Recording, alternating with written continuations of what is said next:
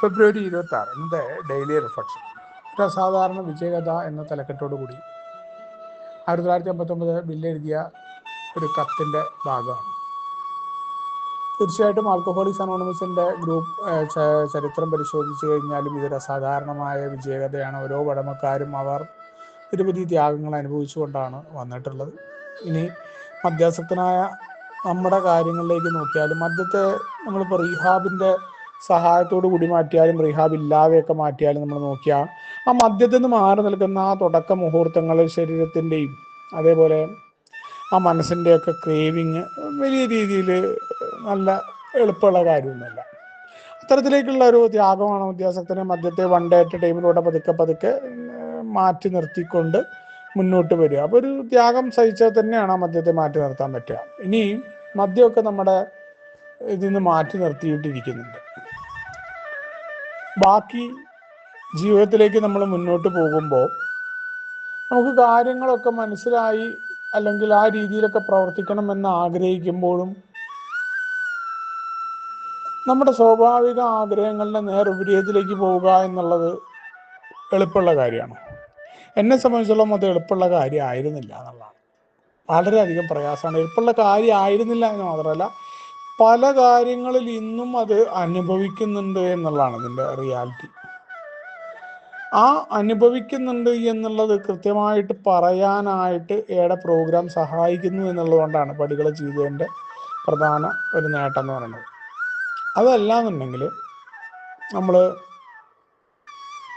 നമുക്കുണ്ടായിരുന്ന ആ കുഴപ്പങ്ങൾ അല്ലെങ്കിൽ അത് കുഴപ്പങ്ങളാണ് എന്നോ അല്ലെങ്കിൽ ഇത്തരം കുഴപ്പങ്ങൾ ഉണ്ടെന്നോ സമ്മതിക്കാൻ ഞാനെന്ന മദ്യാസക്തൻ തയ്യാറല്ലായിരുന്നു എന്നുള്ളതാണ്.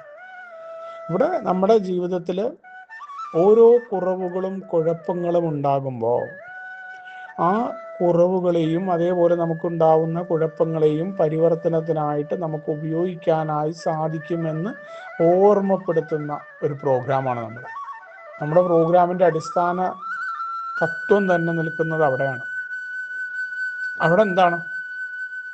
ഞാൻ ആ പരാജയം സമ്മതിക്കാനുള്ള തയ്യാറെടുപ്പ് ഉണ്ടാവണം.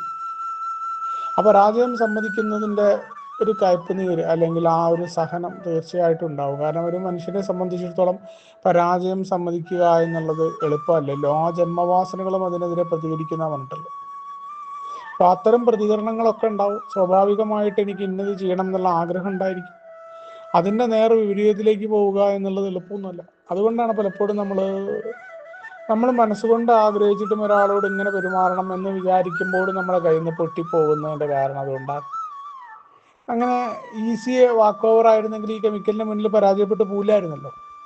കെമിക്കൽ കേടാണ് മദ്യം എന്ന് നമ്മൾ അറിയുകയും വീണ്ടും അതുകൊണ്ട് നമുക്ക് ദുരന്തം ഉണ്ടാവുകയും ചെയ്താൽ സാധാരണഗതിയിൽ ഒരു മനുഷ്യർ എന്ത് ചെയ്യില്ല, അത് ഉപയോഗിക്കില്ല. പക്ഷെ മദ്യാസക്തം മാത്രം തനിക്ക് എന്തൊക്കെ ബുദ്ധിമുട്ടുണ്ടായാലും വീണ്ടും അതിലേക്ക് ഇങ്ങനെ പോയിക്കൊണ്ടേ അടിച്ചു വിടുകയാണ്. അവിടെയാണ് മദ്യാസക്തൻ്റെ ഒരു കാര്യങ്ങൾ തീരുമാനമെടുത്താൽ അതിൽ ഉറച്ചു നിൽക്കാൻ പറ്റാത്ത കുഴപ്പങ്ങൾ അറിയുന്നത്. അപ്പം ആ കുഴപ്പങ്ങൾ പറഞ്ഞുകൊണ്ടാണ് അവൻ പുരോഗതിയിലേക്ക് വരുന്നത്. അതല്ലാതെ ഒരു സുപ്രഭാതത്തിൽ അവനങ്ങ് മറിയല്ല. അതുകൊണ്ടാണ് അവരവരുടെ പുരോഗതി അവരവർ വിലയിരുത്തുക എന്നുള്ളത്.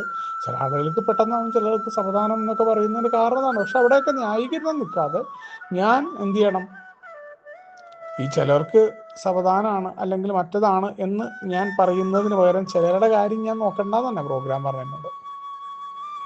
പക്ഷെ എനിക്കൊരു കാര്യം, അതെന്തുകൊണ്ടറിയാം, മറ്റുള്ളവരെ അവിടെ വിലയിരുത്തൽ വരുമ്പോഴാണ് ഈ കുഴപ്പം. അത് പലപ്പോഴും ആദ്യകാലത്തൊക്കെ മീറ്റിങ്ങിൽ സംഭവിക്കുന്നത് ഈ ഒരു കാര്യം നമ്മൾ പറയുമ്പോൾ പോലും നമുക്ക് കുറേ ആളുകൾ നമ്മുടെ ഉള്ളിൽ കടന്നു വരും. അല്ലെങ്കിൽ നമ്മൾ അടിസ്ഥാന കാരണം എന്താണെന്ന് വെച്ചാൽ നമ്മൾ എത്രത്തോളം ഇത് ചെയ്തിട്ടുണ്ട് എന്നുള്ള, ഒന്നില്ലെങ്കിൽ നമ്മൾ ഗംഭീരമായി ചെയ്തു അതിലേക്ക് മറ്റുള്ളവർ വരണം എന്നുള്ള അത് മറ്റുള്ളവരെ അറിയിപ്പിക്കുക എന്നുള്ളതാണ്. യഥാർത്ഥത്തിൽ നമ്മളങ്ങനെ ചെയ്തിട്ടുണ്ടെങ്കിൽ വേറുള്ളവരെ അറിയിക്കേണ്ട കാര്യമില്ല. അത് നമുക്ക് പ്രൈസിൽ നമ്മൾ പറയില്ല, പ്രൈസിൽ ഉണ്ടാവേണ്ട കാര്യമില്ല. നമ്മുടെ ഉള്ളിൽ അത് വീണ്ടും ചെയ്യാനുള്ള ആഗ്രഹം ഉണ്ടാവും. കാരണം ഇവിടെ ഓരോ പരാജയങ്ങളും നമ്മളോട് സമ്മതിക്കലാണ്. നമ്മളോട് സമ്മതിക്കാൻ തയ്യാറാകുമ്പോൾ മറ്റുള്ളവൻ്റെ പുരോഗതി നമ്മൾ നോക്കൂല. മറ്റുള്ളവർക്ക് പുരോഗതി ഉള്ളൂ എന്നല്ല, എനിക്ക് പരിപൂർണത ആഗ്രഹിച്ചുകൊണ്ട് പുരോഗതി കൊണ്ട് തൃപ്തിപ്പെടാൻ എന്നോടാ പറഞ്ഞത്. ചിലർക്ക് സാവധാനം എന്ന് പറയുന്നത് എന്തിനാണ്? വേറുള്ളവരെ കമ്പയർ ചെയ്യാതിരിക്കാനായിട്ടാണ്. അപ്പോഴും നമ്മൾ പറയില്ല മറ്റു മനുഷ്യരുമായിട്ട്. ആ രണ്ടാമത്തെ ഷെയറിംഗ് അവിടെയാണ് ദൈവാനുഗ്രഹത്താൽ പരിവർത്തനം ചെയ്യപ്പെടുന്നത് നമ്മുടെ ദുരന്തങ്ങളെയും ദുരിതങ്ങളെയൊക്കെ. അപ്പോൾ ദൈവത്തിൻ്റെ അനുഗ്രഹം എന്ന് പറയുന്നത് വളരെ കൃത്യമായിട്ട് ഭൗതികമായ പുരോഗതിയായിട്ട് കൂടിയല്ല, മറിച്ച് നമ്മുടെ ജീവിതത്തിലുണ്ടാവുന്ന അവസ്ഥകളെ, പരാജയങ്ങളെ, മറ്റ് നമുക്കുണ്ടായിട്ടുള്ള കുഴപ്പങ്ങളെ, ഇതിനെല്ലാം മാറ്റാൻ അവിടെ കൃത്യമായൊരു എളിമ നമുക്ക് ഉണ്ടായാലേ ഇതൊക്കെ നമുക്ക് സാധ്യമാവുള്ളൂ. വളരെ കൃത്യമായിട്ടാണ് ആ എളിമയിലേക്ക് നമ്മൾ കടന്നു വരാൻ വേണ്ടിയിട്ടുള്ള ഒന്ന്. അവിടെ നമ്മൾ വേറെ ആളുകളുമായിട്ട് നമ്മളെ കമ്പയർ ചെയ്തില്ല എന്നുള്ളതുകൊണ്ടാണ്. അയാൾക്ക് ആയിട്ടില്ലെങ്കിലാണ് മറ്റേ ആ പരിഗണന അവിടെ വരുന്നത്. ചിലർക്ക് സാവധാനം അയാൾക്ക് വന്നോളും. നമ്മൾ നോക്കിയിട്ട് അയാളെ അതിലേക്ക് വരുത്തേണ്ട കാര്യമൊന്നുമില്ല. നമ്മൾ നമ്മുടെ പുരോഗതി നോക്കുക. നമ്മൾ വീണ്ടും അതുണ്ടെങ്കിൽ അവിടെ പറയാതിരിക്കുക. അപ്പോൾ അവിടെ പ്രോഗ്രാം മറ്റു മനുഷ്യരെ, അതുകൊണ്ടാണ് ആ അംഗത്തിൻ്റെ തൊട്ടടിയിലെ ഷെയറിങ് നോക്കിക്കഴിഞ്ഞാൽ ഡെയിലി റിഫ്ലക്ഷനിൽ കാണാം. മറ്റു മനുഷ്യരുമായിട്ട് പ്രോഗ്രാം മുഴുവൻ നിൽക്കുന്ന മറ്റു മനുഷ്യരെ പരിഗണിക്കുക, അവരെ മനസ്സിലാക്കാനുള്ള തയ്യാറെടുപ്പ് ഉണ്ടാവുക എന്നുള്ളതാണ്. അവിടെ ഒരു തരത്തിലും നമ്മുടെ മീറ്റിങ്ങിൻ്റെ ഉള്ളിൽ ഏക്കാരുടെ ഇടയിൽ ഞാനത് പരിശീലിച്ച് വന്നു കഴിഞ്ഞാൽ എനിക്ക് എൻ്റെ കുടുംബത്തിലായിക്കോട്ടെ മറ്റുള്ള സ്ഥലങ്ങളിലായിക്കോട്ടെ അങ്ങനെ പറ്റുള്ളൂ.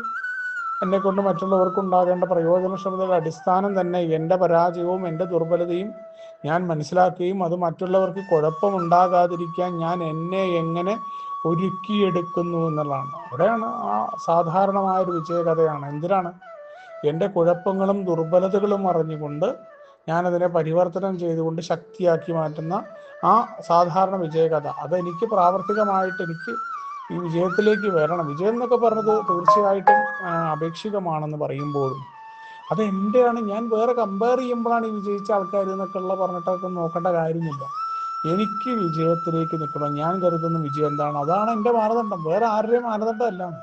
അത് വേറൊരാൾ വിധിക്കേണ്ടതല്ല. വിജയിച്ച് നിന്നു മറ്റൊരു ഇതൊക്കെ എന്തിനാ പറയണത്? ഞാൻ എങ്ങനെ കുടിക്കാതെ നിന്നു എന്നുള്ള കാര്യം മദ്യത്തിൻ്റെ കാര്യത്തിൽ മാറി നിൽക്കുന്നു. മറ്റു കാര്യങ്ങളുടെ പുരോഗതി ഞാൻ തന്നെയാണ് എൻ്റെ വിലയിരുത്തേണ്ടത്. അപ്പോൾ എൻ്റെ വിജയത്തിലേക്ക് എനിക്ക് ഏത് കാര്യത്തിലാണോ വിജയം വേണ്ടത്, ഞാൻ കരുതുന്ന വിജയം എന്താണോ അതാണ് മാനദണ്ഡം. വേറുള്ളവർ പറഞ്ഞതല്ല, എൻ്റെ മാനദണ്ഡമാണ്.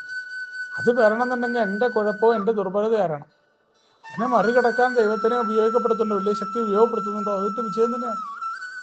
ഏതൊരു കാര്യമാണോ എനിക്ക് അനിയന്ത്രിതമായി പോയത് അവിടെയൊക്കെ നിയന്ത്രണം വരുത്താനായിട്ട് എനിക്ക് സാധ്യമാകുന്നുണ്ടോ എന്നുള്ള ചോദ്യവും ഇതെല്ലാം കടന്നു വരുന്ന ഒരു ഡെയിലി റിഫ്ലക്ഷൻ കൃത്യമായിട്ട് അസാധാരണമായ വിജയകത എൻ്റെ ജീവിതത്തിലേക്ക് പ്രാവർത്തികമാക്കണമെന്നുണ്ടെങ്കിൽ ആ പരാജയത്തിൽ നിന്ന് കരുത്തുണ്ടാക്കിയെടുക്കണം എന്നുള്ള ഓർമ്മപ്പെടുത്തലോടുകൂടിയാണ് ഒന്നും കടന്നു വരുന്നത്. നമുക്ക് ഒരുമിച്ച് കൊണ്ടേ പറയുന്ന തത്വങ്ങൾ മുന്നോട്ട് പോകാം. സുപ്രഭാതം.